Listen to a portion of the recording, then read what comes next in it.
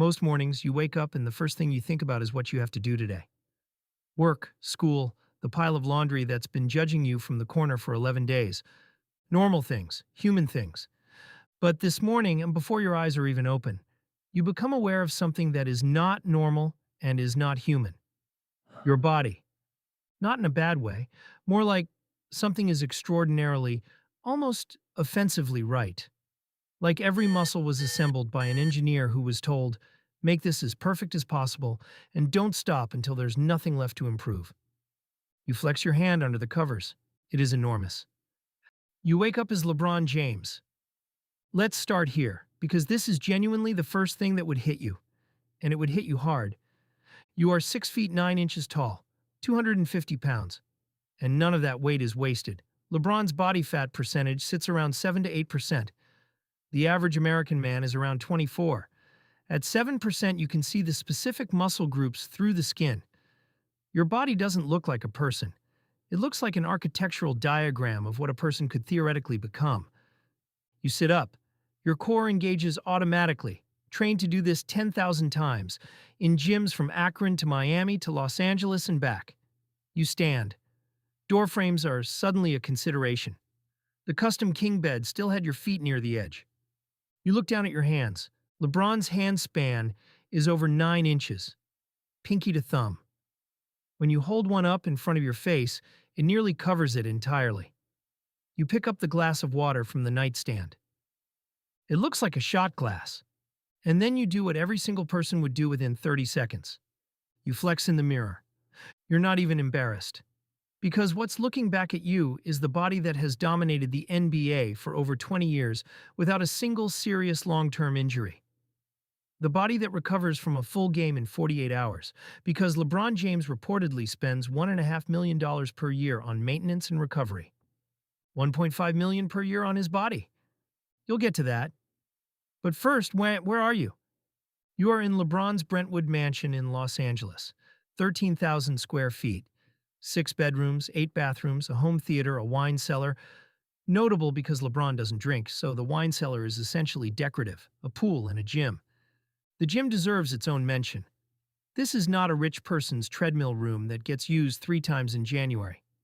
This is a professional training facility with Olympic lifting platforms, a cryotherapy chamber, a tank that blasts your body with nitrogen-cooled air at negative 250 degrees Fahrenheit for 3 minutes, and a hyperbaric oxygen chamber. You wander in.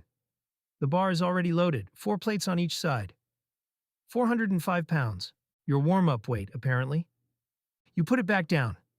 You need breakfast first. In the kitchen, which is the size of a reasonable apartment, there is a performance nutritionist who also happens to cook. This morning, egg white omelet, whole grain toast, a smoothie with a protein-to-carb ratio determined by someone with a PhD. You eat it. And it tastes right. Not just good. Right. Like every cell in your body is quietly satisfied in a way food has never made you feel before. You check the schedule on your phone. Practice at 10. Media availability at 12:30. A Spring Hill entertainment meeting at 3. A foundation call at 5. Charity event tonight. Today's a light day. The phone deserves a moment. LeBron has over 150 million Instagram followers. Every post gets analyzed. A single emoji from LeBron James generates actual news articles, written by actual journalists, debating what the emoji might mean. But that's not what gets you. What gets you is the contacts. Athletes, billionaires, politicians, movie stars, people who run countries. You scroll through slowly, terrified of accidentally texting someone, because a blank text from LeBron James to certain people in this phone becomes an international incident. There is a group chat called The Four Horsemen that you absolutely should not open. You open it, you immediately close it. Your agent calls at exactly 7:15. You answer. The voice that comes out is deep, warm, slightly raspy. Confident in a way that sounds like confidence is the default setting, and anything less would require active effort. The agent runs the day, 11 hours of obligations. Light day. You get to the practice facility, and the moment you walk through those doors, something shifts. Staff, coaches, teammates. There's an alertness that settles over the room. Not sycophancy. Just the specific energy of people who know the most important person in the building has arrived. Your teammates greet you with handshakes that are half hug, half intricate sequence you absolutely don't know. You improvise, nobody notices. On the court, LeBron's body knows things you didn't consciously choose. His basketball IQ, the ability to read every player's position 2 seconds ahead, find the optimal decision among 12 options in half a second, is, by consensus of coaches and players, the highest in NBA history. When you catch a pass, your brain doesn't think, it knows.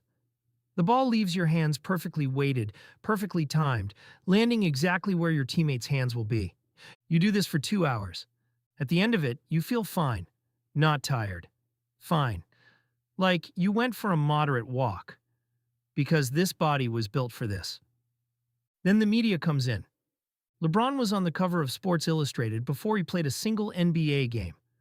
The headline, The Chosen One. He was 18. And the country had already decided what he was supposed to become. A reporter asks about the Jordan comparison. This question has followed him for 20 years. Is he the GOAT? Say yes. You're arrogant. Say no. You're diminishing yourself. Deflect. You're hiding. Engage. They'll clip the worst 3 seconds. You give the answer LeBron always gives. Measured, focused on the team, you walk out. In the hallway, alone for one moment, you exhale. Here is what people underestimate about LeBron James. The basketball was always the platform. What he was building toward was always bigger than the game. Spring Hill Entertainment, his production company, has produced major films, TV series, and documentaries. His Nike deal is a lifetime partnership worth over $1 billion. His business portfolio spans media, real estate, and tech. The man is a billionaire who built it while simultaneously being the best basketball player on the planet. In the 3 o'clock meeting, executives pitch projects and watch your face carefully because LeBron's instinct for what an audience connects with has been proven right enough times that it carries real weight in the room. One pitch catches something in the back of your borrowed brain. Not the basketball brain. The other one. The one that grew up watching his mother struggle in Akron and decided that the moment he had resources, he'd use them to tell stories about people who came from where he came from. Tell me more about that one, you say. The room shifts, laptops open, 5 p.m. The I Promise School call. LeBron's foundation runs a fully funded public school in Akron for at-risk kids. Free tuition, uniforms, meals, transportation, bikes, a food pantry for families, job placement for parents, and a full university scholarship for every student who meets the criteria. He built this as the answer to one question he's carried since childhood. What would have happened to me if no one had shown up? You sit on this call listening to enrollment numbers and graduation rates with an attention that is not performative. These are kids from his neighborhoods. This, not the game, not the meeting, is the most important thing on today's schedule. You feel that clearly. You get home. The house is quiet. Kids are asleep. There are family photos on the wall, and real ones, and a child's drawing stuck to a $12,000 refrigerator with an $8 magnet. You sit on the edge of the bed and think about the day, the body, the court, the media, the meeting, the call, and underneath all of it, the question that doesn't get asked out loud. How do you carry all of this and remain, at the core of it, a person? A kid born in 1984 to a 16-year-old mother. No father. 12 houses in 3 years. Sleeping at his coach's place because it was more stable than anywhere else. That kid spent $1.5 million on his body's recovery this year. Sat in a Hollywood meeting. Got off a call about a school he built from scratch. When you come from nothing and build everything, the stakes of losing it feel existential in a way that comfortable people never fully understand. The ghost of Akron is always there. And LeBron James has been playing, and building, and giving, with that weight on his back for over 20 years. You wake up the next morning as yourself. Normal height, normal hands, normal body fat, leftover pasta for breakfast, eaten standing up. You think about the cryotherapy chamber. You think about catching that pass, the way it felt to know where everyone was, like the geometry of the game was a language you were born speaking. And then you go back to your regular life. But maybe you think a little differently today about what it means to build something. to take the thing that broke you and turn it into the foundation of everything. Not because you're LeBron James, but because you spent one day inside a life that proves it's possible.